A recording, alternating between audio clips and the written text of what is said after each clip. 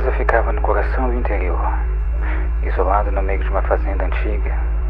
Era enorme, feita de madeira escura e janelas altas, que pareciam vigiar o campo ao redor. Não havia vizinhos por quilômetros, apenas silêncio, vento e os animais espalhados pela propriedade.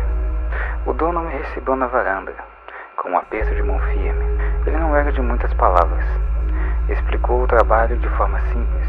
Você só precisa cuidar da casa e dos animais por um mês. Eu pago bem. Mas, antes de partir, sua expressão mudou.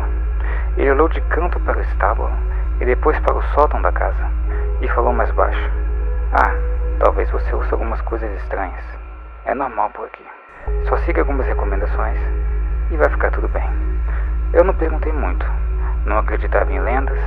Carregava comigo meu terço de São Miguel Arcanjo e isso já me bastava. Rotina da semana. Segunda-feira. Cheguei cedo, pouco antes do sol nascer. A estrada de terra parecia não ter fim até que finalmente os portões da fazenda surgiram. O lugar era imenso, cercado por uma mata densa, de onde vinha o canto constante de pássaros e insetos. O trabalho parecia simples: alimentar as galinhas, verificar o gado e limpar o celeiro. Mas algo me incomodou desde o início. Um bode preto estava amarrado perto dos estábulos. Não balia, não se movia, apenas me encarava com olhos fixos, quase humanos. Por mais que eu desviasse o olhar, sempre tinha a sensação de que ainda estava sendo observado. À noite, depois do jantar simples, fiz minhas orações. O silêncio era profundo e o cansaço venceu rápido. Adormeci sem sonhos. Terça-feira. A manhã foi dedicada ao bebedouro dos animais. A água estava turva, cheia de folhas e lamas, como se alguém tivesse mexido de propósito. Mais tarde, enquanto varria o celeiro, houve passos pesados vindos do sótão da casa principal. Era como se alguém arrastasse móveis de um lado para o outro. Peguei a lanterna, respirei fundo e subi. O ar ali em cima era denso, com cheiro de madeira úmida e poeira antiga. Mas não havia nada além de tábuas velhas, caixas vazias e teias de aranha. Naquela noite, uma inquietação tomou conta de mim.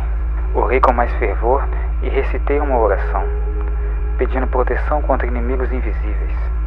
A paz voltou, mas só por algumas horas. Quarta-feira. O bode estava solto. A corda que o prendia estava no chão, cortada de maneira limpa, como se uma lâmina afiada tivesse passado por ela. Ninguém mais deveria estar na fazenda, mas não conseguia afastar a sensação de que havia outra presença ali. No fim da tarde, decidi testar o rádio antigo no sótão, como o proprietário havia mencionado. O chiado tomou conta do ambiente, preenchendo cada canto do lugar. Em meio à estática, ouvi algo. Vozes baixas, palavras em latim que eu não consegui distinguir, mas que gelaram a minha espinha. Desliguei o rádio de imediato. E ainda assim, por alguns segundos, continuei ouvindo o sussurro no silêncio. Quinta-feira. Os animais estavam estranhos. As galinhas batiam as asas freneticamente contra as grades. E o gado mugia olhando em direção à mata fechada, como se vissem algo que eu não podia ver. Mais tarde, fui recolher lenha nos arredores. O ar estava pesado.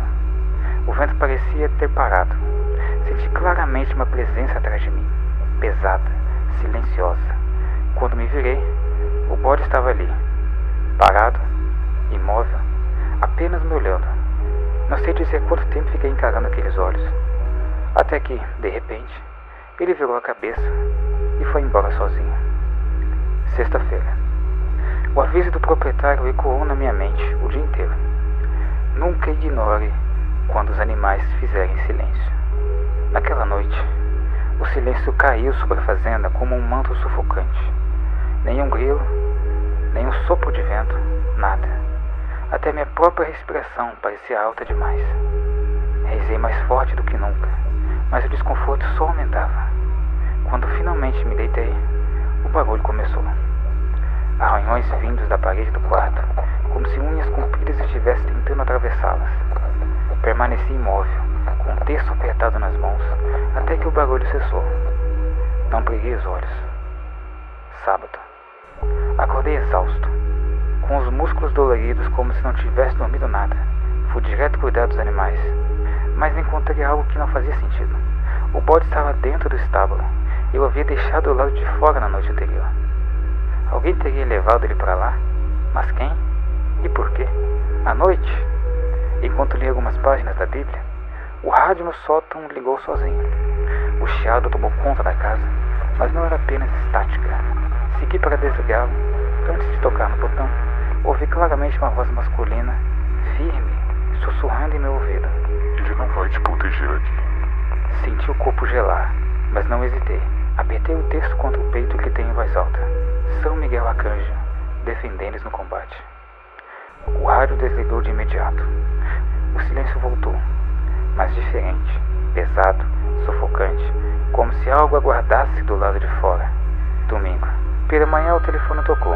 Era o proprietário perguntando como estavam as coisas. Minha voz tremia, mas respondi que estava tudo bem. Não tive coragem de dizer o que estava acontecendo. Quando desliguei, o bode estava parado no pátio, olhando fixamente para mim. Senti um arrepio percorrer a espinha.